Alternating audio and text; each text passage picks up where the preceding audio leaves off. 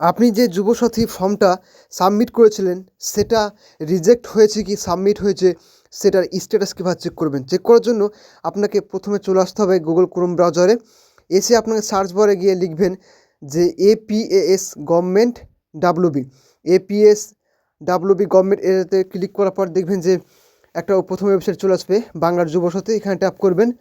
Tap করার পর দেখবেন যে আপনাদের প্রথমে এরকম তিনটে অপশন আসবে লেখা থাকে। তো এখানে দেখুন তিনটি অপশান লেখা রয়েছে। চেক স্ট্যাটাস অপশানে ক্লিক করবেন। চেক স্ট্যাটাস অপশানে ক্লিক করলে দেখবেন যে প্রথমে আপনার নাম্বারটা চাইবে। এখানে কিন্তু দেখুন লেখা রয়েছে এন্টার ইওর মোবাইল নাম্বার। তো এখানে আপনি যে নাম্বারটা দিয়ে আপনি এটা সাবমিট করেছিলেন সেই নাম্বারটা আপনারা এখানে এন্টার করে দেবেন। এন্টার হওয়ার পর আপনারা দেখবেন যে নিচে একটা অপশান থাকবে যে গেট ওটিপি, তার উপর দেখবেন যে একটা ক্যাপচা কোড লেখা থাকবে। সলভ করতে হবে আপনাকে এটা। দেখুন এটা 10 আর + 2 12। তো আপনারা এন্টার ক্যাপচা কোড এখানে লিখে দেবেন 12।